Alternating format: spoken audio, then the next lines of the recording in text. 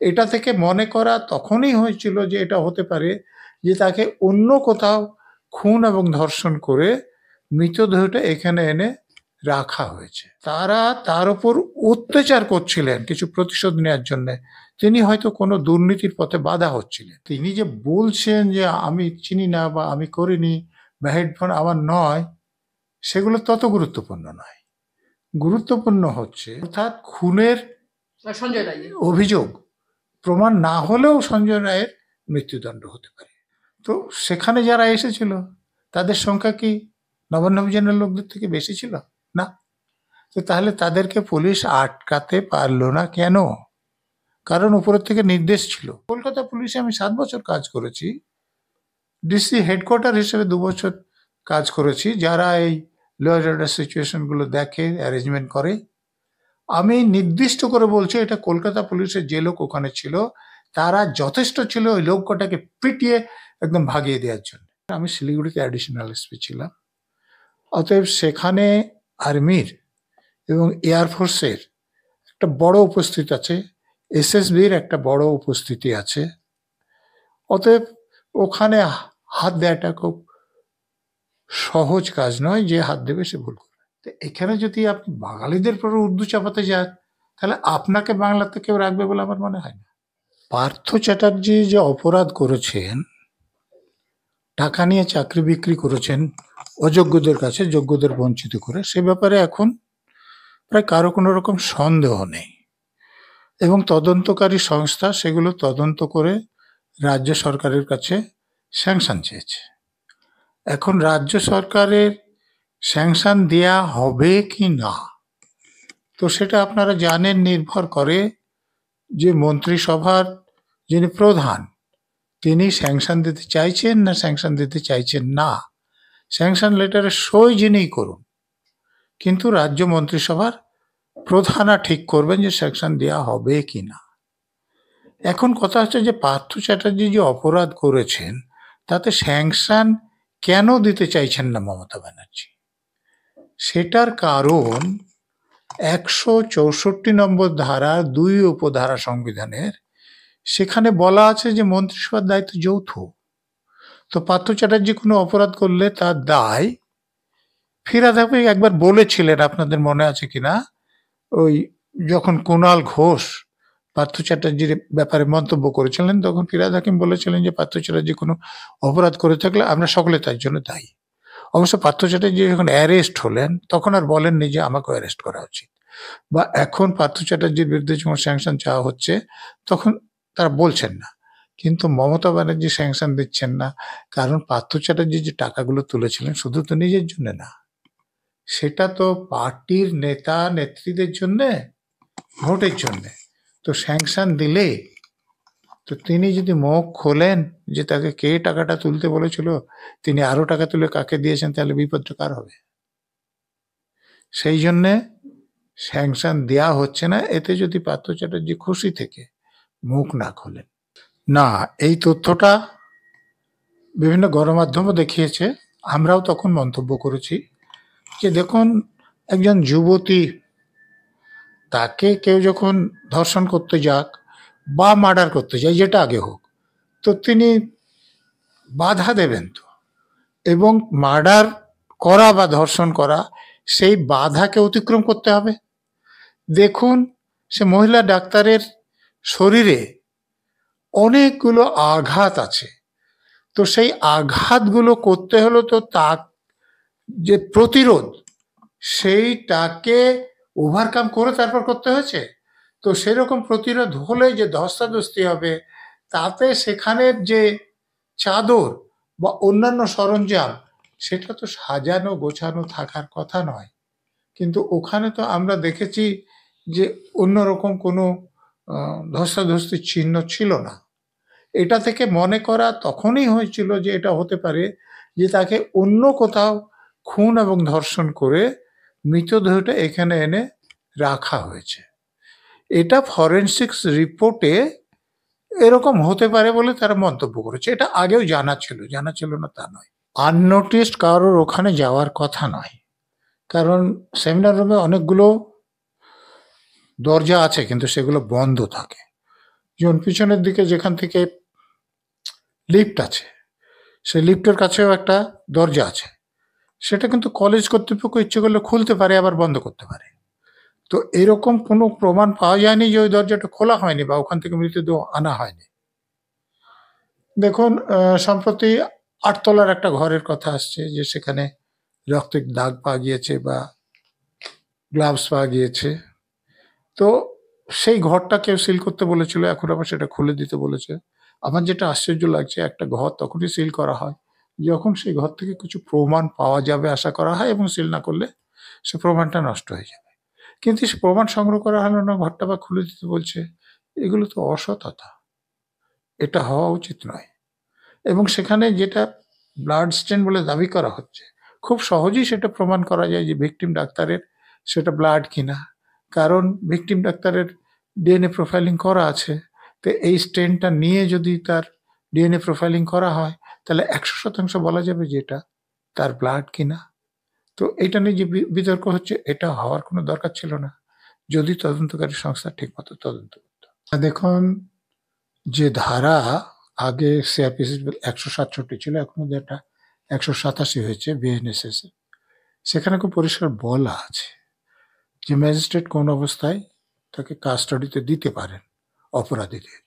সেখানে কিন্তু পরিষ্কার করে বলা আছে যে no magistrate shall given in custody in case of offences punishable with death or any punishment more than 10 years beyond the 90 days and other cases beyond 60 days.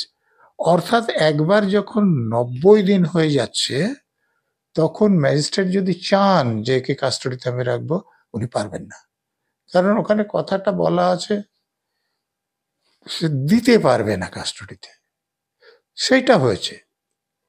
তো এখন সিবিআই এর এটা জানা ছিল না, এটা সিবিআই বলতে পারবে না, তারা তদন্তকারী সংস্থা। তার মানে যে ৯০ দিনের মধ্যে চার্জশিট যে দেওয়া হয়নি, সেটা তাদের অপদার্থতা না, তাদের ইচ্ছাকৃতভাবে তাদের জামিন হয়ে যাওয়ার জন্য দেননি, সেটা যারা তদন্ত করছেন তারাই বলতে পারবেন। তবে এ ব্যাপারে কোনো সন্দেহ নয় যে এটা সিবিআই ডিসক্রেডিট। সেমিনার রুমে কিছু ঘটেনি এটা তো বলা যাবে না।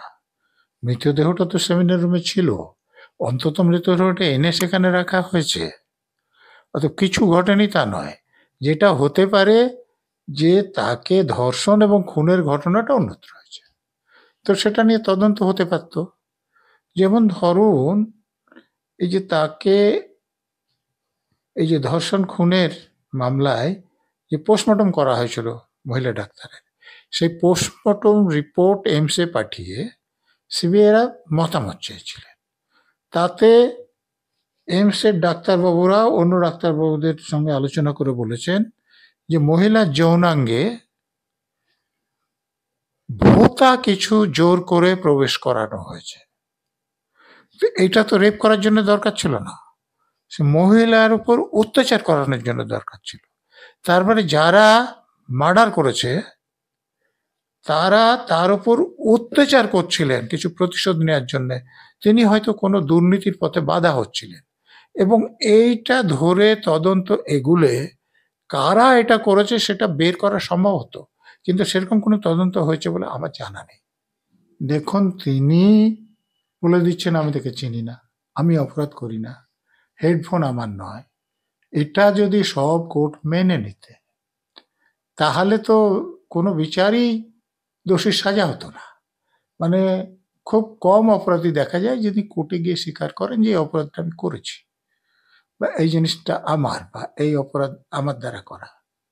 তো অতএব তিনি যে বলছেন যে আমি চিনি না বা আমি করিনি বা হেডফোন আমার নয়, সেগুলো তত গুরুত্বপূর্ণ নয়। গুরুত্বপূর্ণ হচ্ছে যে ধরুন ওই হেডফোন নিয়ে সঞ্জয়ের ছবি দেখা গিয়েছে, এবং যে হেডফোন উদ্ধার হয়েছে সেটা যদি ম্যাচ করে তাহলে তার হওয়ার সম্ভাবনা অনেক বেশি। এবং সেই হেডফোনের যেভাবে পাওয়া গিয়েছে সেটাও কিন্তু উপরে পড়েছিল এরকম নয়, সেটা কোনো ওখানে যে বিছানা ছিল তার একটা ভাঁজের মধ্যে ছিল। সে তাহলে সে রেপ করতে গেলে বা হত্যা করতে গেলে ওই ভাঁজের মধ্যে একটু ঢোকাবে কেন, সে প্রশ্ন উঠবে। মোট কথা আমি যেটা বলতে চাইছি যে তদন্তকারী সংস্থার দেওয়া প্রমাণের ভিত্তিতে প্রসিকিউটররা যদি কোর্টকে সন্তুষ্ট করতে পারেন যে হেডফোনটা তারই এবং তার ভিত্তিতে তাকে গ্রেপ্তার করা হয়েছে, কারণ সঞ্জয়ের বিরুদ্ধে সব থেকে যেটা বড় প্রমাণ আমি মনে করি গণমাধ্যমে যেটা দেখিয়েছে যে মেয়েটির যে ভ্যাজাইনাল সব কালেক্ট করা হয়েছিল সেখানে তার স্পার বা সিমেন্ট পাওয়া গিয়েছে। এটা নিঃসন্দেহে রেপ প্রমাণ করে, মার্ডার প্রমাণ না হতে পারে। তো রেপ প্রমাণ হওয়া মানে এখানে যে ধারা আছে তাতে মৃত্যুদণ্ড হতে পারে, অর্থাৎ খুনের অভিযোগ প্রমাণ না হলেও সঞ্জয় রায়ের মৃত্যুদণ্ড হতে পারে। যে রুম ভাঙা হয়েছিল সেটা অপেশাদারিত্ব আমি মনে করি না, অত্যন্ত পেশাদারিত্বের সঙ্গে প্রমাণ লোপাটের জন্য এটা করা হয়েছিল। শুধু এইটা নয়, বাইরের লোক এনে হামলা করানোও হয়েছিল। এই যে নবান্ন অভিযান হলো, পুলিশের লোকেরা তো আটকে দিতে পেরেছে, তো সেখানে যারা এসেছিল তাদের সংখ্যা কি নবান্ন অভিযানের লোকদের থেকে বেশি ছিল? না। তো তাহলে তাদেরকে পুলিশ আটকাতে পারলো না কেন? কারণ উপরের থেকে নির্দেশ ছিল যে তারা ভিতরে গিয়ে লুটপাট করবে, ভাঙচুর করবে, প্রমাণ লোপাট করবে, এটা যাতে তাদের করতে দেওয়া হয়। না হলে পুলিশ, কলকাতা পুলিশে আমি 7 বছর কাজ করেছি, ডিসি হেডকোয়ার্টার হিসেবে 2 বছর কাজ করেছি, যারা এই ল অ্যান্ড অর্ডার সিচুয়েশনগুলো দেখে, অ্যারেঞ্জমেন্ট করে। আমি নির্দিষ্ট করে বলছি, এটা কলকাতা পুলিশের যে লোক ওখানে ছিল তারা যথেষ্ট ছিল ওই লোক কটাকে পিটিয়ে একদম ভাগিয়ে দেওয়ার জন্য। দেখুন, বিজেপি পার্টি এবং তৃণমূল পার্টির মধ্যে আঘাত হয়েছে কিনা আমি জানি না, তবে এখানে রাজ্যের শাসক দলের উচ্চস্তরের নেতা নেত্রীদের সঙ্গে কেন্দ্রের শাসক দলের উচ্চস্তরের নেতাদের যে একটা সমঝোতা আছে, এটা আমিও মনে করি, যার জন্যে এখানকার নেতা নেত্রীদের কোনো অপরাধী ধরা হয় না বা তাদের কোনো সাজা হবে বলে আমার ধারণা নেই। এত কম টাকা বলছেন কেন? অভিষেক ব্যানার্জির যে বাড়িটা আছে সেটা তো লিপস এন্ড বাউন্সের নামে, তো সে বাড়ির কত কোটি টাকা মূল্য হবে? আরে ইডির লোকেরাই তো এটা গণমাধ্যমে বলেছে যে লিপস এন্ড বাউন্সের প্রচুর বেআইনি লেনদেনের হদিশ পাওয়া গিয়েছে। তো সেই লেনদেন যারা করেছেন, কারা করেছেন? অভিষেক ব্যানার্জি বরাবর আছেন, তার বাবা ছিলেন, তার মা ছিলেন, তার স্ত্রী ছিলেন, কালীঘাটের কাকু ছিলেন, কিন্তু তাদের বিরুদ্ধে কি ব্যবস্থা নেওয়া হয়েছে? এগুলো সব লোক দেখানো হচ্ছে বলে আমার ধারণা। দেখুন কি করে পেল সেটা যারা উত্তর খুঁজছে তারাও জানেন, উত্তরটা তারা নেবেন কিনা সেটা হচ্ছে কথা। যেমন আমি লিপস অ্যান্ড বাউন্সের কথা বললাম, আমরা তো তাদেরকে জিজ্ঞেস করতে জানি, তারাই বলেছেন যে বেআইনি লেনদেনের কথা। তাহলে এত সব বেআইনি লেনদেন থাকতে যারা এই লেনদেনগুলো করেছে তাদেরকে কেন গ্রেপ্তার করা হয়নি? আর যদি গ্রেপ্তার তাদের বিরুদ্ধে প্রমাণ নেই তাহলে গণমাধ্যমে বলতে গেলেন কেন যে অফিসাররা তদন্ত করছেন? দুটো তো একসঙ্গে চলতে পারে না। দেখুন, এরকম কথা কারো পক্ষে বলা শোভা পায় না, কারণ আমাদের ভারতীয় সেনাবাহিনী যতটা শক্তিশালী, বাংলাদেশ সেনাবাহিনী সাহসই করবে না আমাদের কোনো এলাকার উপর হাত দিতে। যদি করে খুব তাড়াতাড়ি পুরোটা গুড়িয়ে যাবে। অতএব মুর্শিদাবাদ কেন, কোনো অংশেই বাংলাদেশের লোকেরা হাত দিতে আসবে না। ওই মুখে করে আস্ফালন, কিন্তু ওই জানে তাদের হীনতা, তারা মনে মনে। দেখুন, আপনি যদি শুধুমাত্র এইটা শর্ত দেন যে আমাকে ভোট দিতে হবে, তাহলে ভোটার তালিকায় তোমার নাম উঠে যাবে, তাহলে কেরল থেকে কেন? আপনি দুবাই থেকে বা সৌদি আরব থেকে কারো নাম যদি এখানে ভোটার তালিকা থেকে, আপনি আশ্চর্য হবেন না। সে যদি নির্দিষ্ট দলকে ভোট দিতে চায় তাহলে উঠে যাবে, কারণ এখানে করাপশনটা সর্বোচ্চ লেভেল থেকে। এই যে ধরুন পার্থ চ্যাটার্জির বিরুদ্ধে স্যাংশন চাওয়া হয়েছে, মুখ্যমন্ত্রী তাতে স্যাংশন কেন দিচ্ছেন না? তিনি এই দুর্নীতির সঙ্গে যুক্ত।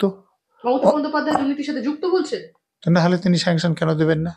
দুর্নীতির সঙ্গে যদি যুক্ত না থাকবেন তাহলে তিনি মন্ত্রিসভায় রেজলিউশন পাস করলেন কেন যে যারা টাকা দিয়ে চাকরি কিনেছে তাদের চাকরিটাও যাতে থাকে? উনি দুর্নীতির সঙ্গে যুক্ত না থাকলে তো যারা টাকা দিয়ে চাকরি কিনেছে, তাদের বিরুদ্ধে ব্যবস্থা নেওয়া উচিত। তাদেরকে তৎক্ষণাৎ চাকরি থেকে বের করে যারা যোগ্য প্রার্থী তাদেরকে চাকরি দেওয়া উচিত। তো উনি যারা টাকা দিয়ে চাকরি কিনেছে তাদের উপর তো দেওয়া কেন? যারা যোগ্য হয়ে বছর পর বছর রাস্তায় বসেছে তাদের জন্য তো ওনার কোনো দয়া নেই, কোনো দরদও দেখাননি উনি। কিন্তু যারা টাকা দিয়ে চাকরি কিনেছেন তাদের জন্য দরদ, কারণ যারা টাকা নিয়েছে উপর পর্যন্ত ভাগ এসেছে। এখন যদি তাদের চাকরিটা যায়, যাদেরকে টাকা দিয়েছেন তাদের পিঠে পড়বে, এবং তাদের পিঠে পড়লে উপর পর্যন্ত তার চাপ আসবে। যে বর্ডার আছে সেখানে সত্যিই বিএসএফ বা অন্য বর্ডারে যেমন আইটিবিপি আছে বা আসাম রাইফেলস আছে, তারা ডিউটি দেয়। এবং যেখানে ফেন্সিং আছে সেখানে আটকানো তো সহজ, যেখানে ফেন্সিং নাই তাহলে তো মানববন্ধন করে দিতে হয় যদি পুরোপুরি আটকাতে হয়। তো সেখানে যে ঢুকছে সেখান থেকে আটকানো যাচ্ছে না, সে ব্যাপারে কোনো সন্দেহ নেই, যেটা কেন্দ্রীয় সরকারের ব্যর্থতা। কিন্তু তারা এসে যখন লোকালয়ে থাকছে, এই ফলস আইডি বানাচ্ছে, সেটা তো রাজ্যের ইন্টেলিজেন্স ব্রাঞ্চে, রাজ্য পুলিশের দেখার কথা, তারা কেন পাচ্ছে না? তো এটা তাদের ব্যর্থতা নয়। এই একে অপরের ঘাড়ে দোষ চাপালি হয়ে যাবে। কেন্দ্রেরও দায় আছে, রাজ্যেরও দায় আছে। দেখুন, চিকেন নেক আমাদের দেশের সামরিক দিক দিয়ে খুবই গুরুত্বপূর্ণ। সেটার কারণ হচ্ছে যে এই নকশালবাড়ি এবং তার আগে পরে কিছুটা অংশ খুব কম প্রস্থের একটা জায়গা দিয়ে রেলপথ এবং সড়ক পথ আমাদের অন্যান্য রাজ্যের সঙ্গে, পশ্চিমবঙ্গের সঙ্গেও, মানে উত্তর পূর্বের রাজ্যগুলোর যোগাযোগ আছে। যদি চিকেন নেকটাকে কোনো রকমে ব্লক করে দিতে পারে তাহলে কিন্তু এই সেভেন সিস্টার এবং সিকিম 8টা রাজ্যের সঙ্গে সড়ক এবং রেলপথে কোনো যোগাযোগ থাকবে না। বিমান বাহিনী বা অন্য কিছুর মাধ্যমে যোগাযোগ করতে হবে। তো বুঝতে পারছেন সেটা সামরিক দিক দিয়ে কতটা গুরুত্বপূর্ণ। তো সেটা যেমন আমাদের দেশের সেনাবাহিনীও জানে। তো বাংলাদেশে যারা সেনাবাহিনীর লোক তারাও তো একসময় ভারতেরই সেনাবাহিনীতে ছিলেন এবং তারা ভারত সম্পর্কে জানেন, সেটা সেই ভয়টা দেখাচ্ছে। তবে আমি আবারও বলছি যে চিকেন নেকে হাত দেওয়ার তাদের ক্ষমতা নেই। কিন্তু অন্য শক্তিশালী রাষ্ট্র যেমন চীন বা এরা যদি তাদেরকে মদত দেয় তাহলে কথা আলাদা। এবং সেক্ষেত্রে আমাদের দেশ যে চুপ করে বসে থাকবে তা তো নয়। আমাদের দেশের, আমি শিলিগুড়িতে অ্যাডিশনাল এসপি ছিলাম, অতএব সেখানে আর্মির এবং এয়ারফোর্সের একটা বড় উপস্থিতি আছে, এসএসবির একটা বড় উপস্থিতি আছে। অতএব ওখানে হাত দেওয়াটা খুব সহজ কাজ নয়, যে হাত দেবে সে ভুল করবে। দেখুন, ফিরহাদ হাকিমের মাতৃভাষা উর্দু। আমাদের উর্দু এখানে ইতিমধ্যে সেকেন্ড ল্যাঙ্গুয়েজ আছে। তিনি যদি বলেন যে যাদের মাতৃভাষা বাংলা তাদেরকে উর্দু পড়তে বাধ্য করা, তো সেটার ফল তো দেখছেন আজকে বাংলাদেশ। পাকিস্তান তো ওটাই করতে চেয়েছিল, যে পাকিস্তানের মেজরিটি লোকের ভাষা ছিল বাংলা, কিন্তু মাইনরিটি লোকদের ভাষা উর্দুকে বলা হলো যে উভয় পাকিস্তানের রাষ্ট্রভাষা হবে।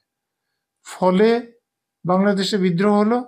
সেখানে ভারতের সেনাবাহিনীর সাহায্য না করলে অত তাড়াতাড়ি স্বাধীন হতে পারত না, এটা ঘটনা। কিন্তু বাংলাদেশ পাকিস্তান থেকে ভেঙে বেরিয়ে এলো। তো এখানে যদি আপনি বাঙালিদের পরে উর্দু চাপাতে যান তাহলে আপনাকে বাংলাতে কেউ রাখবে বলে আমার মনে হয় না।